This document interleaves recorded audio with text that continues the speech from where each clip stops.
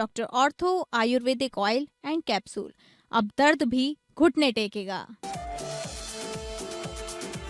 PM Modi का रोम में भव्य स्वागत। इटली की प्रधानमंत्री मेलोनी बोली, रोम में आपका स्वागत है मेरे दोस्त। भारतीय समुदाय से भी मोदी हुए रूबरू। रांची जेल में महिला कैदी से यौन शोषण मामले में जांच शुरू। झारखंड राज्य विधिक सेवा प्राधिकरण ने किया बिरसा मुंडा जेल का दौरा। पीड़िता, आरोपित अधिकारियों और अन्य कैदियों से की पूछताछ। देहरादून में पेनेसी अस्पताल के इमरजेंसी वार्ड में लगी आग, 14 लोग झुलसे। शुरुआती जांच में पता चला कि एसी में short circuit.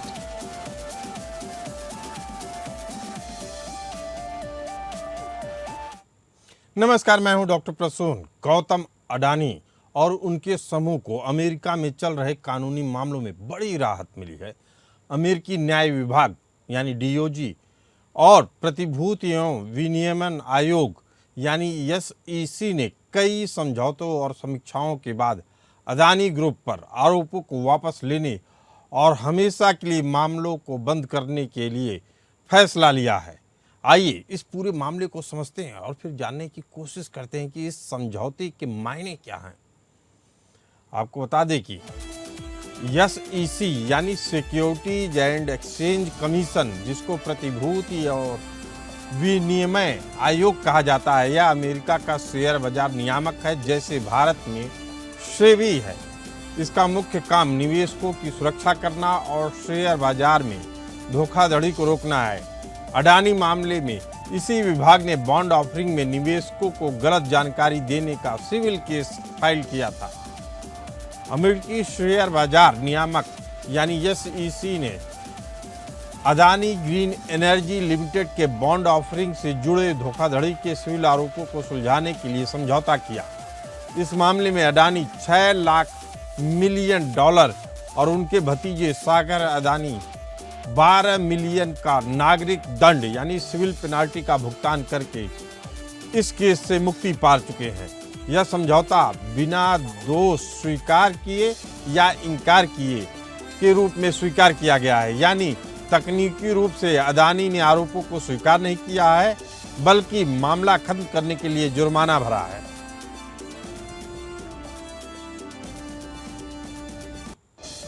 DOJ department of justice न्याय विभाग यह अमेरिका का संघीय विभाग है जो कानून लागू करने और न्याय प्रशासन के लिए जिम्मेदार है, जैसे भारत में कानून और न्याय मंत्रालय और सीबीआई का मिला जुला रूप। अडानी के खिलाफ रिश्वतखोरी और आपराधिक साजिश के आरोप इसी विभाग ने लगाए थे, जिन्हें अब वापस ले लिया गया है। अडानी के खिलाफ अमेरिकी न्याय विभाग ने आपराधिक धोखाधड़ी और रिश्वतखोरी के आरोपों को स्थायी रूप से हटाने का फैसला किया है। अभियोजकों ने अदालत को बताया कि वे आरोपों को साबित करने के लिए पर्याप्त सबूत नहीं जुटा पाए और इस मामले में और संसाधन खर्च नहीं करना चाहते हैं। विथ प्रेजुडिस का अर्थ है कि भविष्य में इन आरोपों पर दोबारा केस नहीं चलेगा। इसके बाद तीसरा ऑफिस आता है office of foreign asset control यानी विदेशी संपत्ति नियंत्रण कार्यालय। यह अमेरिकी ट्रेजरी विभाग यानी वित्त मंत्रालय का एक हिस्सा है। इसका काम आर्थिक और व्यापारिक प्रतिबंधों को लागू करना है। अडानी समूह ने ईरान से जुड़े तेल आयात के मामले में जो 275 मिलियन का जुर्माना भरा है, वह इसी विभाग के तहत समझौते का हिस्सा है। अडानी एंटरप्राइज लिमिटेड ने अमेरिकी ट्रेजरी विभाग के साथ भी एक अलग से समझौता किया है। यह मामला ईरान से जुड़े एलपीजी गैस आयात के माध्यम से अमेरिकी प्रतिबंधों के स्पष्ट उल्लंघन से संबंधित था। अडानी समूह ने इस मामले को सुलझाने के लिए $275 मिलियन का भुगतान किया है। कंपनी ने जांच में व्यापक सहयोग दिया और स्वेच्छा से जानकारी साझा की, जिससे संभावित 384 मिलियन का जुर्माना कम होकर 275 मिलियन रह गया। मीडिया रिपोर्ट्स के अनुसार इस कानूनी राहत के पीछे अडानी समूह द्वारा अमेरिका में 10 बिलियन निवेश और 15,000 नौकरियां पैदा करने की प्रतिबद्धता ने भी अहम भूमिका निभाई है। अमेरिकी अदालतों द्वारा इन समझौतों को अभी अंतिम मंजूरी दी जानी शेष है।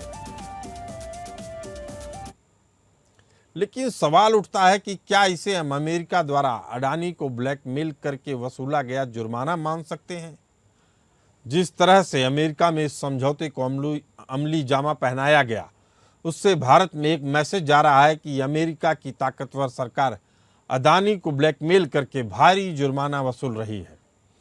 आपको बता दें कि अडानी और अमेरिकी सरकार के विभागों के बीच सेटलमेंट को ब्लैकमेल कहना एक कानूनी या राजनीतिक व्याख्या हो सकती है, लेकिन तकनीकी रूप से यह अंतर्राष्ट्रीय व्यापार और कानून की एक जटिल प्रक्रिया है, जिसे प्रोसिक्यूटोरियल डिस्क्रिएशन या सिविल सेटलमेंट कहा जाता है। अमेरिकी कानून में डिफर्ड प्रोसिक्यूशन या सेटलमेंट एक सामान्य प्रक्रिया है। जब किसी बड़ी कंपनी पर आरोप लगते हैं तो अक्सर सरकार और कंपनी के बीच समझौता होता है। कंपनी एक निश्चित राशि भरती है और सरकार केस बंद कर देती है। अडानी ने नाइदर एडमिटिंग नॉट डिनाइंग, यानी न आरोप स्वीकार करना न इनकार करना वाली शर्त पर जुर्माना भरा है। यह कानूनी रूप से उन्हें भविष्य में किसी भी अपराधी के टैक्स से बचाता है। इसका एक रणनीतिक और व्यावसायिक पहलू भी है। द न्यूयॉर्क टाइम्स जैसे मीडिया ग्रुप के अनुसार इस सेटलमेंट के पीछे अडानी समूह द्वारा अमेरिका में 10 बिलियन के निवेश और 15,000 नौकरियों का वादा एक बड़ा कारण रहा। आलोचक इसे पैसे के बदले न्याय कह रहे हैं। अमेरिका की खासकर ट्रंप प्रशासन की नीति अमेरिका फर्स्ट पर यह समझौता केंद्रित है। वहां की सरकार अक्सर ऐसे समझौतों को प्राथमिकता देती है जिससे उनके देश की अर्थव्यवस्था को बड़ा लाभ हो। विदेशी उद्योगपतियों पर लंबा और अनिश्चित कानूनी केस चलाया जाए ताकि वह जुर्माना भरने के लिए मजबूर हो। आपको बता दें कि भारत और अमेरिका के संबंध वर्तमान में बहुत महत्वपूर्ण है। अडानी समूह भारत के बुनियादी ढांचे का एक बड़ा हिस्सा नियंत्रित करता है। अडानी पर लगे आरोपों को पूरी तरह से वापस लेना भारत और अमेरिका के आर्थिक रिश्तों को मजबूत करने के संकेत के रूप में देखा जा रहा है। ईरान प्रतिबंधों वाले मामले में 275 मिलियन का भारी जुर्माना यह दर्शाता है कि अमेरिका अपनी प्रतिबंध नीति पर कोई समझौता नहीं करना चाहता, भले ही वह अन्य आरोपों को छोड़ दे।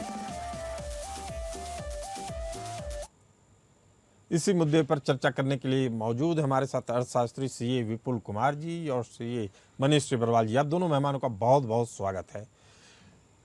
विपुल जी, अमेरिकी न्याय विभाग का कहना है कि उनके पास पर्याप्त सबूत नहीं है। क्या यह एक कानूनी सच्चाई है या पीठ पीछे 10 बिलियन के निवेश और 15,000 नौकरियों के वादे के बहाने एक सुलझाया हुआ बहाना है जो सबूतों की कमी थी, या माना जाए कूटनीतिक समझौता? प्रसून जी, इसमें दोनों ही बातें हो सकती हैं। वैसे तो डिपार्टमेंट ऑफ जस्टिस ये कहता है कि जेन्युइन लीगल असेसमेंट हमने करा है, बट इसको भी डिनाई नहीं कर सकते कि जब ये असेसमेंट चल रहा था उसी असेसमेंट के दौरान ही न्यूयॉर्क टाइम्स ने जो हमें सबूत कहा है उसके हिसाब से उन्होंने कहा उसी हियरिंग के दौरान ही उन्होंने ये 10 बिलियन इन्वेस्टमेंट का भी प्रपोजल वहीं पे दिया था। पर डिपार्टमेंट ऑफ जस्टिस इसको डिनाई करता है कि उसकी वजह से हमने इनको कोई राहत नहीं दी है। बट डिप्लोमेटिक कॉम्प्रोमाइज हो सकता है, हम कुछ कह नहीं सकते इस बारे में। विपुल जी, कुछ क्लियर मैं कुछ जानकारियां ऐड ऑन करना चाहता हूं कि जब ट्रंप की सरकार बनी थी उसी समय अडानी ने ऐलान किया था इस निवेश का, लेकिन अदालत में जब प्रक्रिया शुरू हुई तो अमेरिकी विभाग ने न्याय अधिकारियों के सामने कहा जब तक इस मामले का फैसला नहीं हो जाता है तब तक यह निवेश लटका रहेगा, इसीलिए आपको यह राहत देनी होगी। जी जी, बिल्कुल सही है। लेकिन अडानी ने क्या करा है, जो ट्रम्प के पर्सनल अटॉर्नी थे उनको हायर कर लिया था, इस पर्सनल अटॉर्नी को इस केस के लिए हायर कर दिया था, जिसका कि उनको बेनिफिट मिला है इसमें। और यूएस डिपार्टमेंट ऑफ जस्टिस ने कहीं ना कहीं उनको राहत भी दी है इस चीज के लिए। हमारे साथ मनीष टिबरवाल जी हैं, चार्टर्ड अकाउंटेंट। अगर मनीष जी, अगर यह कानूनी राहत अडानी समूह द्वारा अमेरिका में 10 बिलियन के भारी भरकम निवेश की प्रतिबद्धता के बाद आई तो क्या ट्रंप प्रशासन की अमेरिका फर्स्ट नीति के तहत बड़ी कॉरपोरेट्स के लिए पैसे के बदले न्याय खरीदना अब संभव हो गया है? देखिए प्रसून जी, मेरे विचार से तो ये है कि ऐसा नहीं है। कुछ चीजें ऐसी हैं कि आज अगर अगर हम अदानी पॉइंट ऑफ व्यू से देखें तो इसमें एक जो उन्होंने पहले जो स्टेटमेंट दिया है कि डिपार्टमेंट ऑफ जस्टिस ने ये स्टेटमेंट दी है कि हमारे पास पर्याप्त हमारे पास एविडेंस नहीं है इसके अगेंस्ट में। अब ये है कि एक कूटनीति का फैसला भी हो, राजनीतिक नीति का ही फैसला हो सकता है, या अब इस मैटर में अडानी जी ने जो मैटर को लेटेस्ट जो 18 बिलियन डॉलर है और जो 275 मिलियन डॉलर उसमें देके जो क्लोज किया है मैटर को, तो इसमें कुछ कहना बड़ा मुश्किल है कि इसमें राजनीतिक फैसला भी हो सकता है। और मैं यह सवाल बार बार मनीष जी इसलिए पूछ रहा हूं, नाइदर एडमिटिंग नॉट डिनाइंग का खेल क्यों? एसईसी के साथ समझौते में अदानी ने बिना दोष स्वीकार किए या इनकार किए बिना 18 मिलियन डॉलर का नागरिक दंड क्यों भरा? सिविल पेनल्टी क्यों भरी? यदि वे पूरी तरह से बेदाग थे तो उन्हें अपनी बेगुनाही साबित करने के लिए करोड़ों का जुर्माना भरने का ऑप्शन क्यों चुनना पड़ा? जी देखिए, इसमें एक बिजनेसमैन आदमी के लिए ये होता है कि ज्यादा लीगल मैं नहीं जाना चाहता। उसके पॉइंट ऑफ व्यू से इन्होंने ये सोचा कि मेरे को लेटेस्ट ही कि काफी दिनों तक कई केस चले और भी इनकी कई कंपनियां जो उस पर इम्पैक्ट आया है, वो भी एक बहुत बड़ा रीजन हो सकता है कि अगर बिना किसी दोषारोपण के या बिना किसी फ्यूचर में ये केस न उठे, उसके कारण ये भी एक रीजन हो सकता है कि चलिए मैं इसको एक केस को क्लोज करता हूं। तो उन्होंने केस को लड़ने के बजाय यहीं पर क्लोज करने की कोशिश की, वो भी एक रीजन हो सकता है। वो भी एक रीजन हो सकता है। विपुल जी, अमेरिकी अदालतों द्वारा आपराधिक आरोपों को हमेशा के लिए हटाने और भविष्य में दोबारा केस न चलाने की शर्त क्या अदानी समूह को अमेरिकी राजनीति और प्रशासन में आए बदलाव के कारण एक स्थायी सुरक्षा कवच है, जैसा न्यूयॉर्क टाइम्स भी बोल रहा है? बिल्कुल सही कह रहे हैं, ये बहुत बड़ा कवच है, बहुत बड़ी विक्ट्री है अदानी के लिए। इस कोर्ट के जो चार्जेस डिसमिस करे हैं, इसे ग्लोबल ऑपरेशंस अदानी के लिए और खुल गए हैं। यूएस में इन्वेस्टमेंट्स करना और यूएस से बिजनेस करना वो सब भी खुल गया है। तो एक बहुत बड़ी राजनीतिक जीत है अदानी के लिए। बीइंग वो बिजनेस में उसका ग्लोबल बिजनेस चल रहा है और इस तरीके के चार्जेस अगर लगते रहेंगे तो बिजनेस में कहीं ना कहीं हैम्पर करता है विपुल जी। लेकिन इसे विक्ट्री मानना अतिशयोक्ति नहीं है। 192 मिलियन के सौदे पर 275 मिलियन का भारी जुर्माना क्यों? अदानी समूह ने दुबई के सप्लायर से 192 मिलियन की गैस खरीदी थी, लेकिन ओएफएसी के साथ समझौते में उन्हें 275 मिलियन का जुर्माना भरना पड़ा। जो अमेरिकी विभाग है वह कह रहा है कि यह आप अनदेखी कैसे कर दिए, यह तो ईरान से लिया जा रहा था और आपको बहुत सस्ता मिल रहा था, आपको यह जांच करनी चाहिए थी। क्या यह जुर्माना और आर्थिक कूटनीति सख्त रूप से ब्लैकमेल और वसूली के आरोपों को हवा नहीं दे रहा है?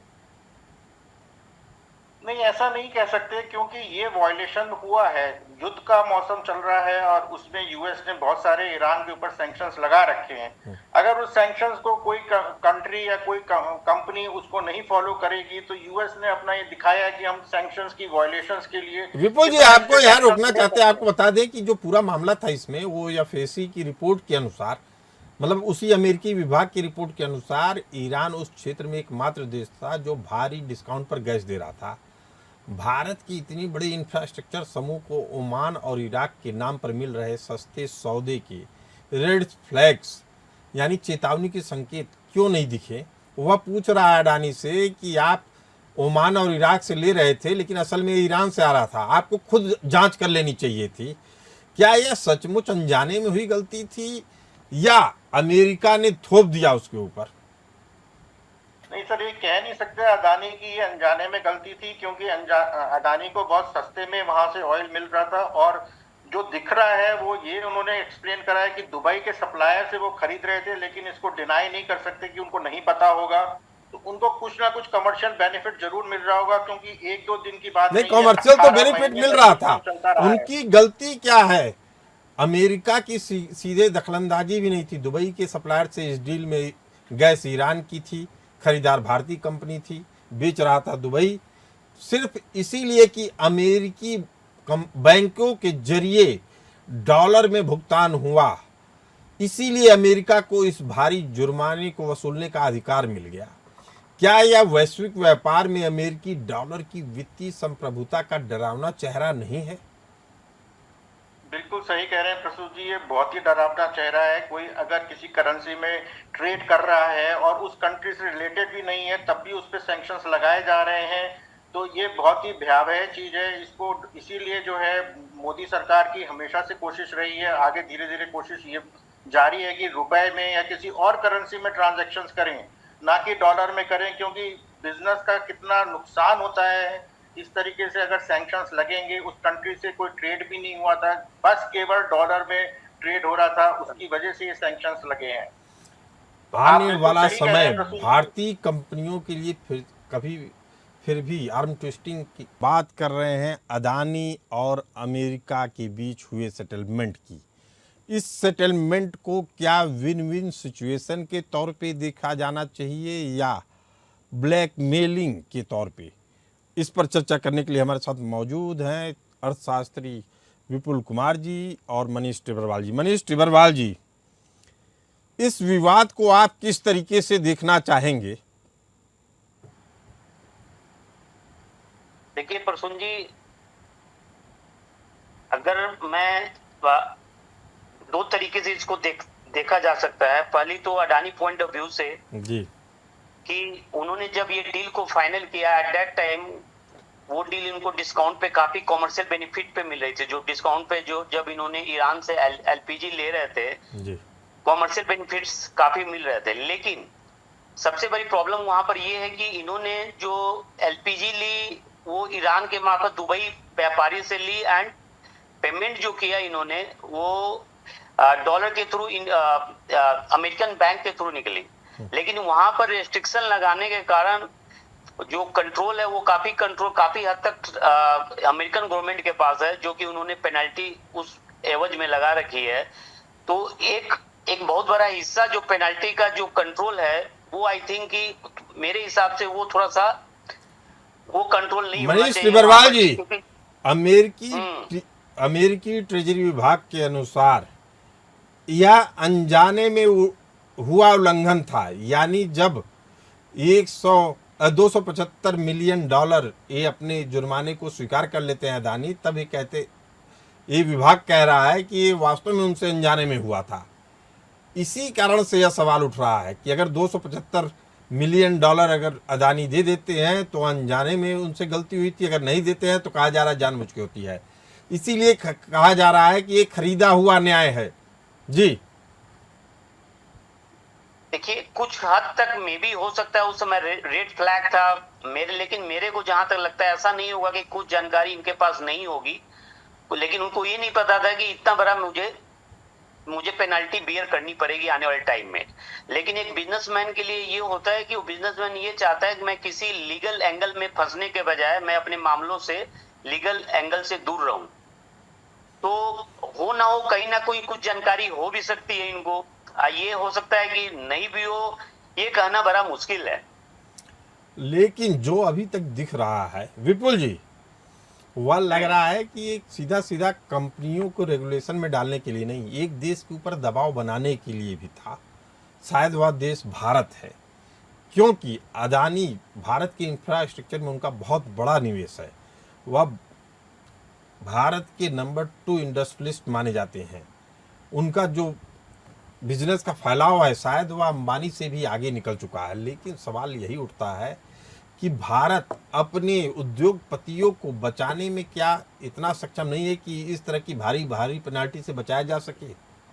जी, बिल्कुल सही कह रहे हैं प्रसून जी। भारत सरकार को इसमें स्ट्रांगली हमें अपने कॉर्पोरेट्स कंपनीज हैं उनके साथ खड़े रहना चाहिए और यूएस से हमें इसको स्ट्रांगली डील करना चाहिए, डिप्लोमेटिक पॉइंट ऑफ व्यू से भी डील करना चाहिए कि कैसे हम इन पेनल्टी से बच सकते हैं। क्योंकि अगर हम डिप्लोमेटिक और गवर्नमेंट लेवल पे यूएस गवर्नमेंट से डायरेक्ट बात करेंगे तो कहीं ना कहीं रिलीफ मिल सकता है।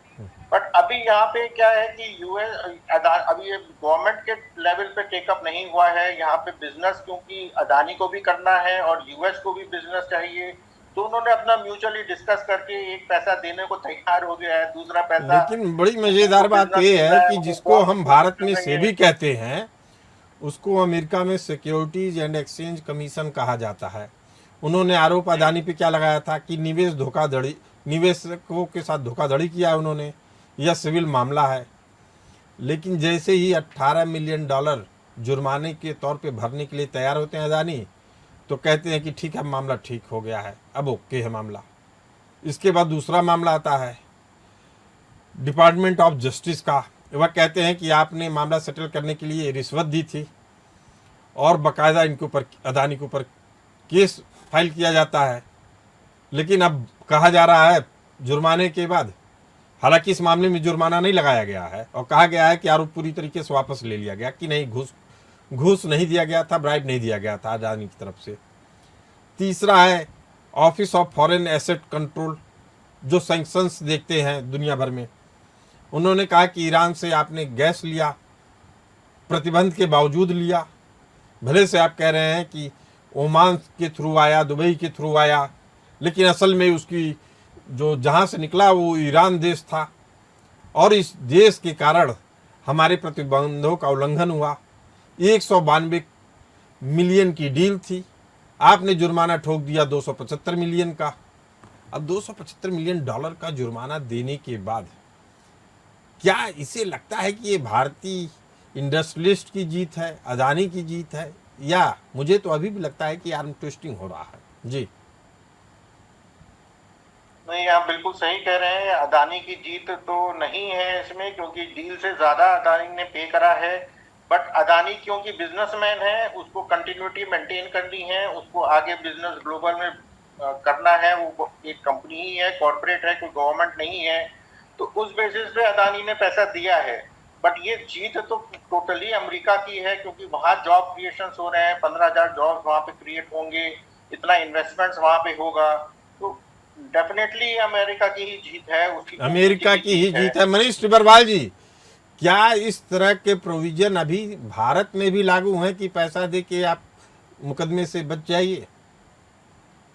नहीं, इस देखिए प्रसून जी, इस टाइप के प्रोविजन इंडिया में तो नहीं एप्लीकेबल हैं, लेकिन ये जरूर बात है कि ये जो अडानी पे 192 करोड़ की जो मिलियन डॉलर की जो परचेज हुई, उसके अगेंस्ट में 275 मिलियन डॉलर की जो पेनल्टी लगी, ये एक अपने आप में क्वेश्चन मार्क है कि इतनी बड़ी पेनल्टी की जितने का आयात नहीं हुआ उससे ज्यादा तो उन पर पेनल्टी लग गई।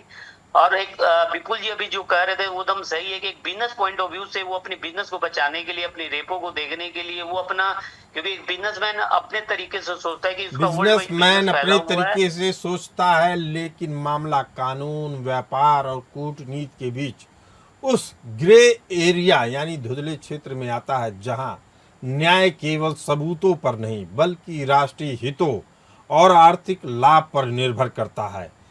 ऐसे में बीती बातें भूलकर आगे बढ़ना ही एकमात्र चारा होता है बिजनेसमैन के लिए, वो भी खासकर तब जब बात अमेरिका जैसे शक्तिशाली देश की हो रही है। ऐसे में आपके पास कोई उपाय नहीं होता है, और शायद यही अदानी के साथ भी हुआ। आप दोनों इस खास चर्चा में जुड़े रहें। आप दोनों का बहुत बहुत धन्यवाद। फिलहाल इस चर्चा में इतना ही, हमें दीजिए इजाजत। नमस्कार।